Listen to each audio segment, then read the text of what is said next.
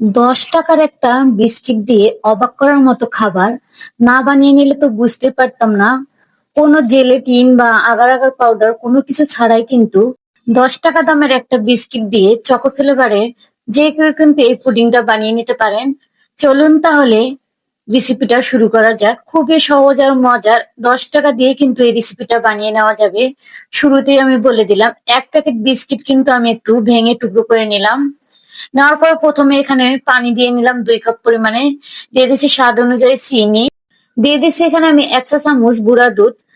আর এখনো কিন্তু আমি চুলাটা কিন্তু অন করে নেইনি। সবকিছু মিশিয়ে নেওয়ার পরে কিন্তু চুলাটা অন করে নিব। এখন আমি এখানে দিয়ে দিলাম কিছু কর্নফ্লাওয়ার। শুকনো উপকরণ গুলো কিন্তু মেশানোর পরে আমি এখানে চুলাটা অন করে নিব। আবারও কিন্তু আমি বিস্কিটের গুঁড়াগুলো দেওয়ার পরে এখন আমি চুলাটা জ্বালিয়ে নিয়েছি। সবকিছু কিন্তু অনবরত নেড়ে নেড়ে এটা বানিয়ে নিতে হবে, তা না হলে কিন্তু দলা পাকিয়ে যাবে।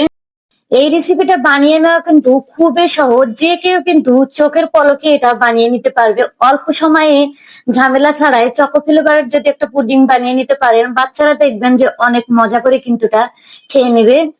আর অনেকটা কিন্তু এটা বলকে নেওয়ার পর দেখতেইছেন যে ঘন হয়ে এসেছে। এখন আমি ঘনত্বটা আপনাদের দেখিয়ে দিচ্ছি চামচের সাহায্যে। এটা নামানোর পর আরো কিন্তু ঘন হয়ে যাবে। এখানে আমি একটা মোল্ড নিয়েছি, যেটার মধ্যে আমি পুডিংটা সেট করে নিব। গরম অবস্থায় কিন্তু এটা ঢেলে দিতে হবে। এখন আমি সবগুলো কিন্তু মোল্ডের মধ্যে ঢেলে নিলাম। ঢেলে নেওয়ার পরে এটা কিন্তু আমি নর্মাল ফ্রিজে 2 ঘন্টার মতো এটা রেখে দিব। রেখে দেওয়ার পরে আপনাদের সঙ্গে এটা পরিবেশন করে কিন্তু আমি দেখিয়ে দিব। রেসিপিটা যদি ভালো লাগে অবশ্যই শেয়ার করে দিবেন। আর আপনি কোথা থেকে আমার ভিডিওটা দেখছেন তা মন্তব্য করুন, যাতে আপনাকে আমি ধন্যবাদ দিতে পারি। এখন আমি পুডিংটা বের করে আপনাদের পরিবেশন করে দেখিয়ে দিচ্ছি। কোন প্রকার আগার আগার পাউডার ছাড়াই কিন্তু দেখতেই পাচ্ছেন যে অসম্ভব লোভনীয় একটা পুডিং হয়েছে। খুব সহজে এই রেসিপিটা ফলো করে কিন্তু আপনিও বানিয়ে নিতে পারেন। আমি কিন্তু কেটে এটা আপনাদের দেখিয়ে দিচ্ছি, দেখুন কতটা আকর্ষণীয় হয়েছে।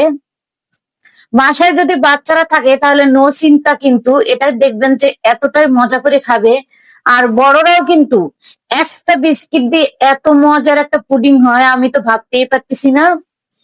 খুবই সহজ ও মজার রেসিপি পেতে চাইলে আমার পেজ ও চ্যানেলটিকে ফলো করে রাখতে পারেন। কারণ আমার পেজ ও চ্যানেলের মধ্যে আমি কিন্তু প্রতিনিয়ত সহজ ও মজার রেসিপি গুলো দিয়ে থাকি।